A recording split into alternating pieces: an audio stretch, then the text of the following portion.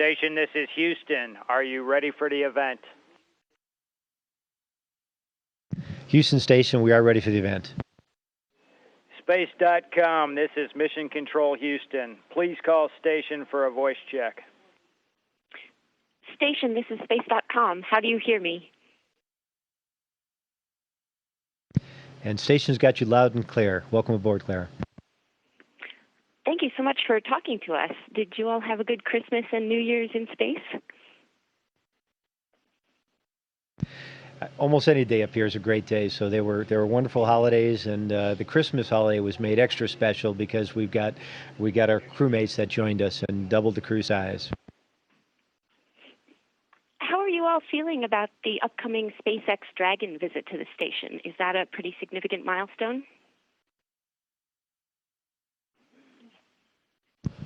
Yeah, we're excited about that. Anytime you have a visiting vehicle coming by, that's an exciting day, and it's going to be packed with all kinds of supplies for us, and it's sort of the first of many train wagons coming up here to bring us supplies.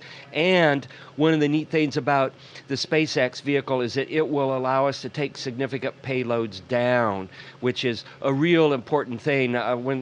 Since we no longer fly shuttles, we can't take anything sizable back down from space station without just it burning up. And SpaceX will be our route to getting all these scientific samples and broken pieces of hardware that need to be refurbished and things like that back to the ground. Well, some of our readers here at Space.com have written in with some questions of their own for you guys. So if you don't mind, I'd like to ask some of these, and whoever likes to can take a crack at answering. Our reader, P. Edward Murray, wrote in to thank the commander for sharing that wonderful photo of Comet Lovejoy. What was it like to see that amazing view of the comet? Yeah, Claire, it was spectacular. I think I said this to the first folks at Detroit News that I talked about after it happened. It was just one of those cases where we're just very lucky to be in a certain position at a certain time. We had just finished a night pass, and we were coming over Australia, and the sun was about ready to come up, and there was this incredibly bright dark green glow that was, at least from my perspective, glow that was extending up from where the sun was about to emerge above Earth's limb. And at the time I had no idea what it was, and I didn't even have the presence of mind to take but just a very quick camera shot that day. And it was the next morning that I realized and learned from Houston, the specialist there, that it was a comet that wasn't expected to survive a close pass to the sun. And over the next several days, we just had some wonderful opportunities to get some great imagery of it. Neat. Well, another reader named Will Dean wrote in to ask, how does microgravity and being in space affect your dreams while you're sleeping?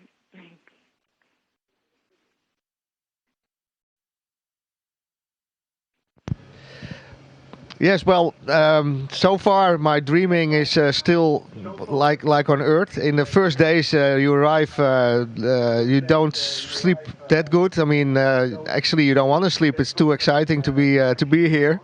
But yeah, the dreams themselves didn't change in my case. Maybe the others have other experiences. When I'm on Earth, I'll often dream about flying. And now that I'm up here and I can fly, I'll be dreaming about walking. And I guess it just shows that even in your dreams, there's a certain measure of discontent. Reader named Elizabeth Byrne wrote to ask if any of you have made any New Year's resolutions.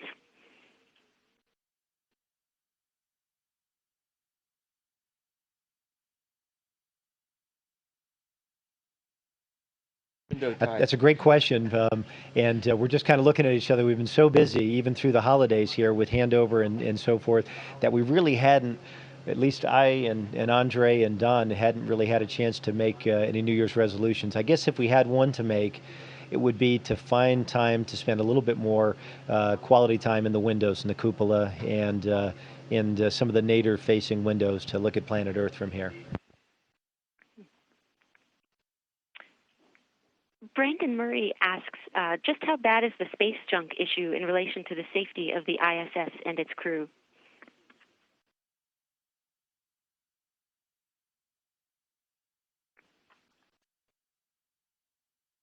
Yeah, sure. I thought they were talking about the junk inside a station. Yeah, the space debris is of course an issue in space, but not so much for the station. A lot of the debris is at different altitudes than where the space station is, and on top of that, a lot of the big pieces are followed by ground. And so, if any thing is coming close to us, we can even make evasive maneuvers. This is very rare, and it's very conservative. But so we are in a very safe condition here at this altitude. And Robert J. Carhart asks, are there any job opportunities up there?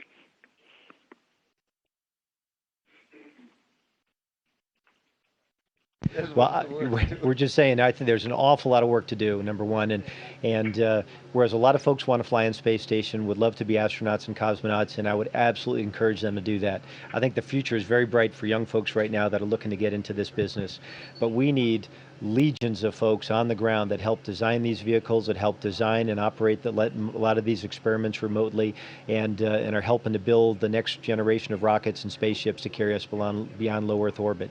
So I, for one, am very optimistic about the future, and I think it's a great opportunity for young folks right now to join the force and help us down the road.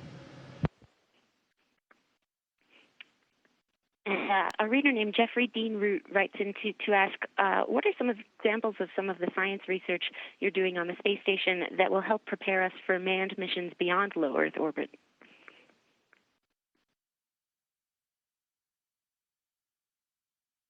Okay. Well, one set of experiments that we're working on are experiments we do on ourselves. They're human experiments, and Andre is a living example of that right now, where he's covered with little pieces of computer and pumps and things that continuously monitor his blood pressure, and from that, it's actually beat-to-beat blood pressure, and from that you can determine the cardiac work that your heart is putting out for whatever mode of exercise you happen to be doing. So that's one experiment that we're doing in terms of the human life studies.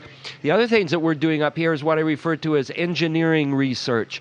It's mundane things like how to make a toilet that works, and how to take your urine that you collect in your toilet and process that and make it back into drinking water.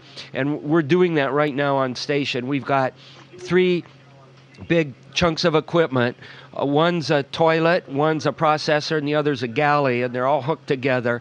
And you'll go into the toilet, and the machines will whir and wind and grumple, and then you go and make yourself a bag of coffee. And it's the kind of technology we need to have if we're going to go away from planet Earth for long periods of time. John Reed asks, given the chance, would any of you volunteer for a 2-year mission to Mars? I, for one, absolutely. Yes, me too. I would like to bring my family though. Sign me up. So we know that the space shuttle is retired by now, but do you anticipate this year will be any less busy on the space station? Well, all of us that had the privilege and pleasure to fly in the shuttle all feel a little bit upset that we've lost that great asset. But the fact is, the shuttle's done the thing that it was exquisitely well designed to do, and that is to build a nearly million-pound space station in low Earth orbit. So in addition to Hubble and many of the other things that it's done, one of the key things that the Hubble was unique to do was to be able to actually launch huge payloads, bring them up here with an onboard robotic arm and an onboard EVA capability, spacewalk capability, allow us to build this incredible facility. Now the job for us is to actually put it to use to answer all these questions so that we can go back to the moon and stay, so we can go on to Mars, asteroids, and so forth. And space station is, for a lot of the U.S. science, is very well designed and very well equipped to do that. But now we've got a very busy road ahead of us between now and 2020, or perhaps as late as 2028, to answer all those questions so we can take the next steps. Well, thank you all so much, and we wish you safe flying. Claire, thank you. It was a pleasure talking with you today, and all the best to you and your readers. Station, this is Houston ACR. That concludes the Space.com portion of the event. Please stand by for a voice check from Fox News Radio. Station, this is Fox News Radio. How do you hear me? Fox News, International Space Station, we've got you loud and clear. Welcome aboard, Evan. Well, thank you very much. Good to talk to you all again, and I hope everything is going well up there. First of all, I have to ask you, we're seeing a video feed of you, and Commander Burbank, Mr. Pettit, you have something strapped to your leg. What is that?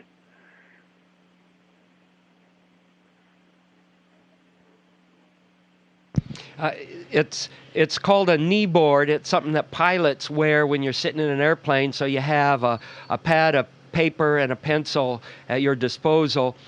Here in weightlessness, it serves as a tool belt, at least for me. So I've got the pad and the paper, and I carry a pair of scissors, 2 different flashlights, and a multi-purpose tool. So that way, when I come up to something, I'm prepared to either repair it, work on it, eat it, or take notes about it. So that's where you keep your lunch.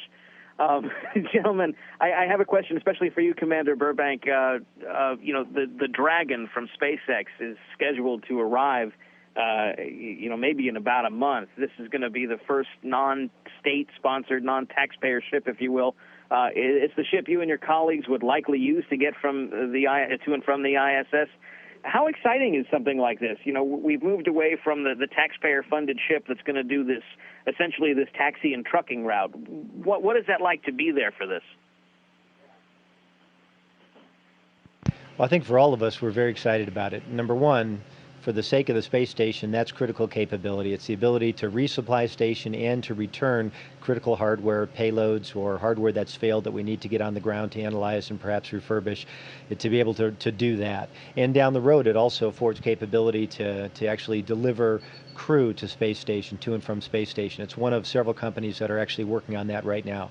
So for all of us involved in that, I think that's very, very exciting. And anytime we have a visiting vehicle, be it a shuttle, be it a cargo vehicle, be it a Japanese HTV or European ATV or Progress vehicles, all those things are exciting. They're dynamic events. There's something from the operational standpoint as pilots and engineers that we're all very interested in. All the vehicles that come to space station right now, like Dragon, like the HTV, and like the Cygnus, the Orbital Sciences Cygnus vehicles that dock to the forward part of station, actually don't dock autonomously. We actually will capture them. They'll fly up to space station and essentially formation fly with space station. We'll command them to free drift, and we'll use the space station's robotic arm to grapple them and attach them to space station. So it's from the standpoint of a pilot, that is a fun, interesting, very dynamic kind of activity, and we're all very much looking forward to it. It's also the start of a new era, having commercial vehicles that come to station. You talk about the start of a new era and commercial vehicles. If you could wax historic for me, if you think, in any type of human exploration throughout our history, the government sent a vehicle first, and once they figured out how to get there and back pretty safely, they opened it up to private industries. One thinks of perhaps maybe the Dutch West Indies company. Is this phase of space flight just like that? I mean, are we really moving into the real use of space?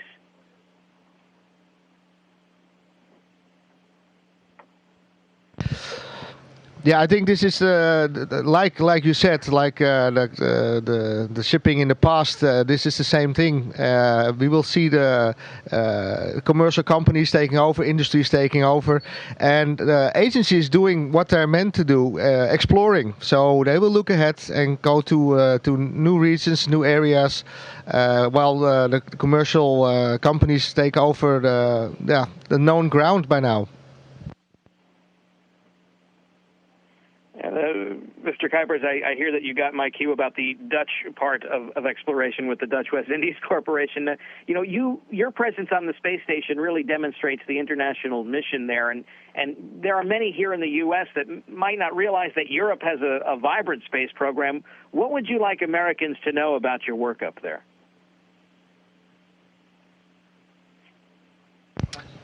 Well, actually, Europe is indeed a small partner, but very intensively involved in the space station, where a lot of the modules are built in Europe. Also, our famous cupola to look out the window, but a lot of the connecting modules, a lot of the equipment. What is very nice is that we mix it up. So we have European equipment, built European equipment in the US lab, and US equipment in the Columbus module. So that's very nice. And actually, Europe is very well integrated in the whole US segment, like the Japanese are, and I think it's nice to know for Americans that the Europeans built several parts of the space station. One of our favorite.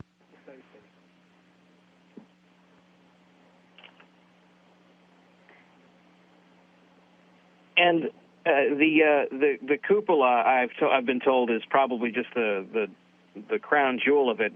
All three of you, have you had a chance to sit in it and take a look out? What does it look like for some of us who might not ever get to see that view, at least not with our own eyes? Speaking for myself, I'd say it's pretty much breathtaking. If you get a chance to fly in space and you look through 4 to 6 inches worth of glass, say on a shuttle window, for example, it is absolutely spectacular. It's almost indescribable. I don't know that people that fly in space necessarily are the ones that can best describe that experience. If you get a chance to go outside and you get a chance to look at planet Earth through a very thin polycarbonate visor and an EVA helmet, that is another whole order of magnitude more impressive. The cupola is very, very close to that. It's a place where onboard space station you can essentially get a horizon to horizon, thousands of miles view, 360 degrees. You can look straight nadir right down to planet Earth, but you can also see all the way around. So it's really, it's not comparable with anything else that we have, short of actually going outside and doing a spacewalk. And the cupola is a great place for us to stage cameras. We're doing some really neat videos and high definition pictures of auroras and the comet and Earth observations. The cameras we have right now are much faster, much more capable, and the cupola is just a wonderful place to do some of this. Well, gentlemen, I will let you get on with your day. Thank you so much for taking some time out and coming to the microphone. We really do appreciate hearing from you guys up there, and it's certainly a cool thing to be able to sit at my desk and talk to you folks all the way up there. Please stay safe, and we'll see you on the ground when you come home. Hopefully you will enjoy the rest of your time. I'm sure we will. Evan, thanks very much. It was great to have you on board, and all the best to you and to your listeners.